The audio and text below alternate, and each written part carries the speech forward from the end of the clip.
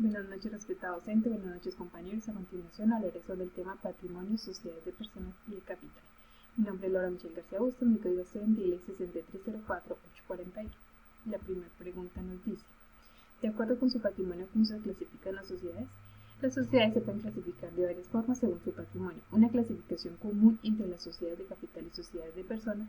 Las sociedades de capital se caracterizan por tener el capital como elemento principal de la relación entre los socios, mientras que las sociedades de personas priman la confianza y la relación personal entre los socios. Ejemplos de sociedades de capital son las sociedades anónimas y las sociedades de responsabilidad limitada, mientras que los ejemplos de las sociedades de personas son las sociedades colectivas y las sociedades comunitarias. La pregunta número 2 nos dice: ¿cuál es la diferencia entre un socio y un accionista? Un socio puede referirse a cualquier individuo que tenga una participación en una empresa, ya sea como un accionista o como parte de una asociación comercial. Mientras tanto, un accionista especialmente posee acciones en una empresa, lo que otorga derechos de propiedad y participación en las decisiones corporativas, como votar en las juntas de acciones y recibir dividendos. En resumen, todos los accionistas son socios, pero no todos los socios son necesariamente accionistas. Y la pregunta número 3 nos dice: ¿cuáles son las características principales de las sociedades de personas? Las sociedades de personas son aquellas en las que los socios participan de manera directa en la gestión y la operación del negocio. Algunas de sus características principales son: responsabilidad ilimitada, gestión participativa, transparencia y acceso a la información, flexibilidad en la estructura, tributación y disolución de la salida de un socio. Muchas gracias. Con respecto a cuáles son las características principales de las sociedades de capital o sociedades anónimas, estas tienen varias características distintivas, como lo son la responsabilidad limitada.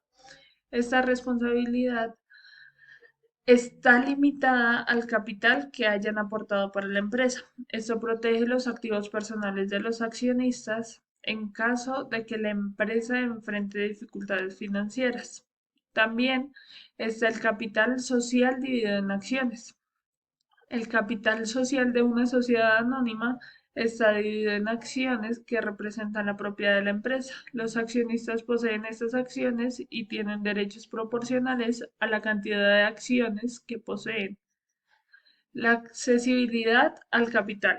Las sociedades anónimas también tienen la capacidad de atraer capital de una amplia gama de inversores, ya que las acciones pueden comprarse y venderse en el mercado público y privado.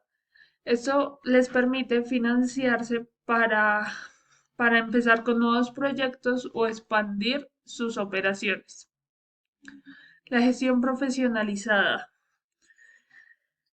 Las sociedades anónimas suelen tener una estructura de gestión más compleja que las empresas unipersonales o las empresas de responsabilidad limitada. Suelen tener un consejo de administración y un equipo directivo profesional que se encarga de la toma de decisiones y la gestión diaria de la empresa. También la transparencia y regulación. Debido a su tamaño, las sociedades anónimas suelen estar sujetas a una mayor regulación y pues tienen más requisitos de divulgación pública que otros tipos de empresas.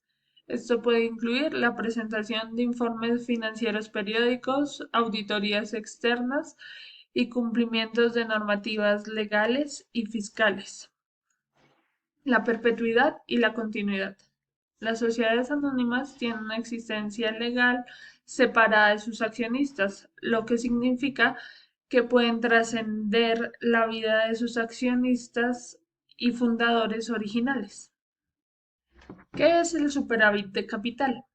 El superávit de capital representa una reserva de recursos financieros adicionales que puede beneficiar a la empresa de diversas maneras, ya sea financiando el crecimiento futuro, devolviendo capital a los accionistas, fortaleciendo la posición financiera o reduciendo las deudas. Este exceso de capital puede surgir de diversas formas, como un aumento en las utilidades retenidas, una emisión de acciones que genera más capital del necesario para financiar proyectos o una disminución en la inversión planificada. ¿Qué son los dividendos o participaciones de los accionistas o socios? Los dividendos o participaciones de los accionistas son pagos que se realizan a los propietarios de la empresa en función de su participación en la misma. Estos pagos representan una parte de la ganancia generada por la empresa y se distribuyen entre los accionistas o socios como una forma de recompensar su inversión y participación en el negocio. Algunas de las características importantes de los dividendos o participaciones son la distribución de la ganancia, la proporcionalidad, periodicidad, flexibilidad y el impacto en el precio de las acciones. Mi nombre es Laura Paula Corso. Voy a continuar con la presentación dando solución a las preguntas. En la primera instancia tenemos qué son las reservas y qué clase de reservas pueden constituirse. Bien, entonces la reserva hace parte de los fondos de la empresa y tiene como finalidad hacer frente a unas obligaciones futuras que puedan generarse frente a terceros. Las reservas pueden ser obligatorias, estatutarias, especiales o voluntarias. Entonces, la obligatoria es la que está comprendida por los valores de las utilidades líquidas que tienen como objetivo cumplir disposiciones legales. Por disposición, esta corresponde al 10% de la utilidad. En la estatutaria, vemos que es la constituida por los estatutos de la sociedad, según como estos lo compongan y con su monto y el objetivo de esta está determinado por los socios. Su origen no está establecido por ley. La especial es aquella que por ley se puede determinar de reserva por un motivo determinado específico, como se mencionó antes, determinado por ley. En cuanto a la voluntaria, vemos que es la sociedad que decide establecerla. Para una constitución primero se debe establecer pues la reserva legal y la estatutaria. Continuamos con la siguiente, que refleja el tema de cómo, que refleja la utilidad o pérdida del ejercicio y cómo se obtiene esta. Bien, entonces cuando existe una utilidad, se refleja que durante el ejercicio los ingresos superaron los gastos y los costos, mientras que cuando los costos y los gastos superan a los ingresos se ve como una pérdida. Para determinar la utilidad, se puede generalizar que la utilidad es igual a los ingresos menos los costos y menos los gastos. Como podemos apreciar, pues al costado derecho, entonces vemos más o menos cómo se obtiene la utilidad antes de impuestos y la utilidad pues ya que es para distribuir o con el tema de dividendos y demás. De la utilidad se debe restar los impuestos y la reserva legal y el resultado final es la utilidad a distribuir a los socios, como ya lo había mencionado.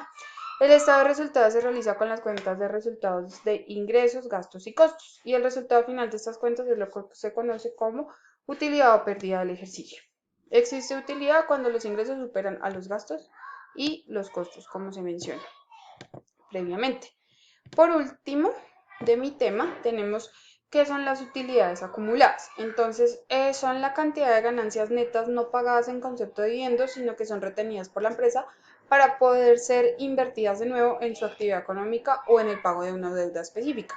Se registran en el patrimonio neto en el balance de situación financiera y en caso de que sea una pérdida neta mayor a un saldo acumulado, las utilidades acumuladas pueden llegar a ser negativas cuando tenemos un déficit. Le doy paso a mi compañero para que continúe con la exposición de las preguntas. Cordial saludo, mi nombre es Juan Carlos Leal. Sigo con la pregunta 10.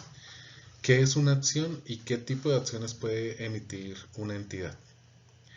Una acción representa una participación en la propiedad de una empresa. Esto incluye un derecho sobre las ganancias y los activos de esta misma. En pocas palabras, los accionistas son propietarios parciales de esta misma empresa.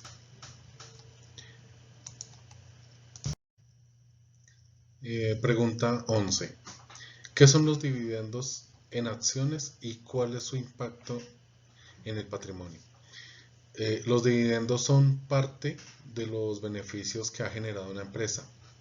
Estos, a su vez, se distribuyen en socios o accionistas.